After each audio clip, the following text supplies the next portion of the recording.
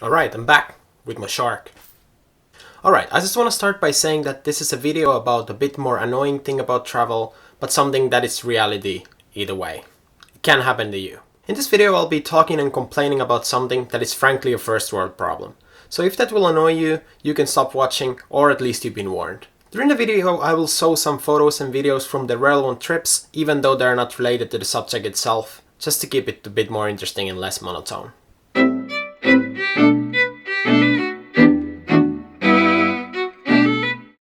But anyway, my name is Sami and I want to welcome you all to my YouTube channel Traveling Wrong.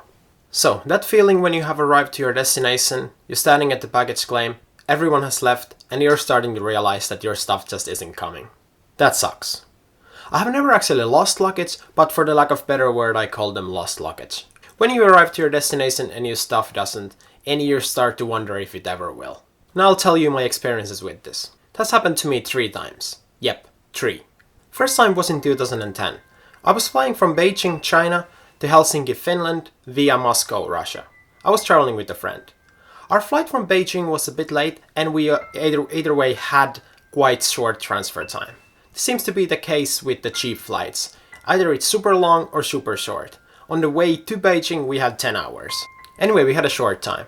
During that transfer we also had to go through security with lines, and we just made it to the gate when the boarding had just started. So when we arrived to Helsinki, it wasn't a surprise that our stuff didn't make it. But that was handled very well. When we arrived at the baggage claim, our names were already called out, and we just walked to the counter and filled the papers. We didn't even have to wait and see if our luggage will arrive or not. They just straight up called us up. The stuff arrived to us maybe the next day or maybe the one after that, and we were going home, so it didn't matter that much anyway. It was handled very well. Next time was in 2013. I was flying to Austria to see a friend and go snowboarding. I was carrying a backpack, a luggage bag and my snowboard bag. I had a Lufthansa flight from Helsinki to Vienna via Frankfurt. Like it was the case with the last experience, my first flight was kinda late with all the de-icing and some other stuff, and we arrived to Frankfurt late. Also, we didn't arrive to the terminal, to the tube thingy, we had to take a bus to the terminal, and on top of that I had to change terminals. I was really stressed and I ran there, and when I arrived to the gate it really looked closed. So I asked the guy, am I too late? And he asked me like, are you Sami? Well, yeah. Whoa, how are you here already? Your plane just landed. So it was okay. I walked to the plane and there was actually still few people standing on the tube thing, so I just arrived after the last people had boarded. So again, not surprisingly, when I arrived to Vienna, my stuff wasn't there. I left my information at the airport and went on my way. Next day, the stuff arrived before I even woke up. Thanks Max for carrying them up. Overall, it was handled very well. And that brings me to the newest case, a month ago, March 2016. A straight flight from Helsinki to Dubai. I'm making this video now since we finally got the reply for the claim we made after our holiday 4 weeks ago. Just under 4 weeks after we made the claim. Spoiler alert, I wasn't satisfied. So what happened? A bit over a month ago, I had a flight with my family to Dubai on a Monday morning. We decided to go to the airport on Sunday evening to drop our bags, do the check-in, just to make our lives easier in the morning. This was also recommended by the airline or the airport authority or both, because it was a holiday time and this was to avoid the rush in the morning. The next morning it was a chaos at the airport. Way too many people and they had technical problems. They had problems with the conveyor belts. So when our flight took off, our captain informed that 9 bags were left behind. But we figured, they can't be ours since we cooperated and we took them there the night before. But as you probably can guess, it wasn't like that. It was precisely those bags that were left behind. So that really pissed me off. We tried to cooperate, we tried to be nice, and we were the ones who took the fall. So after we realized that our bags just weren't coming from the baggage claim, we went to the office, did the property irregularity report, and went on our way. Figured that the stuff would probably come the next day. Also, as any reasonable person in 2016, I tweeted about it, and that started a direct message conversation between me and the Finnair customer service for a while, but that didn't really end up helping us at all. They could pretty much only provide the same information that I could get myself from World Tracer with the tracking code. Yeah, they didn't arrive next day. So that's when it started fucking up our holiday. We had decided to try it and opted for half board at our hotel. The first night we were able to sit at the dinner at the hotel for all of 10 minutes before rushing to the mall before it closed to buy our all necessary stuff for the next day. Clothes, hygiene products and everything. And we had to repeat this on multiple nights. Not the rushed dinner part, but the shopping part. We have to go and buy the stuff every day when we realized, okay, it seems like our bags are still not arriving. And we couldn't shop for multiple days because we weren't provided with any time frame when our bags should arrive. He was just waiting and hoping for them to arrive. This was really annoying. Actually, just before the trip, I had for the first time started to feel like I actually kinda like shopping. But this forced shopping every night just ruined it for me again. We were so annoyed to do this forced shopping, and it wasn't really good for our holiday. I know many people recommend that you pack some clothes on your carry-on bag, but that's not always possible. For example, in my case, I pack all the fragile electronics in my bag. I pack all the batteries, since I understand you shouldn't carry batteries on the checked luggage. And also, I put my scuba regulators there, since they are my life support underwater. So it's recommended to put them to hand luggage so no one tampers with them if the bags are opened. So even with that weight, it's really tight with the bag, and sometimes I have to put some of my items to someone else's carry-on. At the airport, of course, not before. So like I said, I contacted them multiple times, but I couldn't really get any more info that I got myself with the tracking number. The bags finally arrived on the morning of the 4th day at 7 in the morning. But of course we had to shop for that day too with our money, since we didn't know if the bags were arriving. We weren't given any information. For example, one of the bags had arrived like 2 days prior to the country.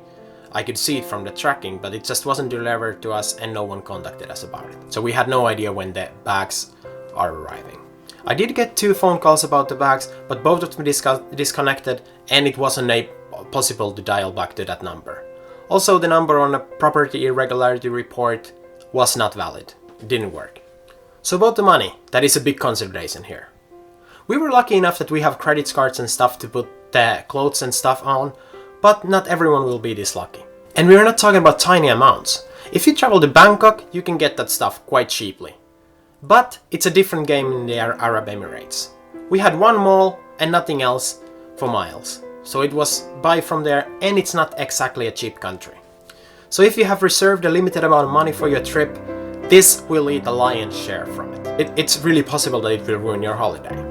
And it's not a small expense. There was 4 of us and we had to buy everything.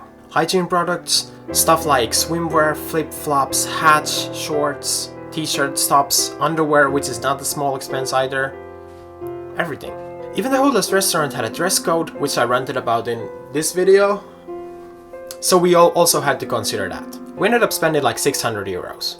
I think the official amount considered by Finnair was 590 euros. And that's not crazy when you think that you have to buy everything and it's 3 or 4 days for 4 people.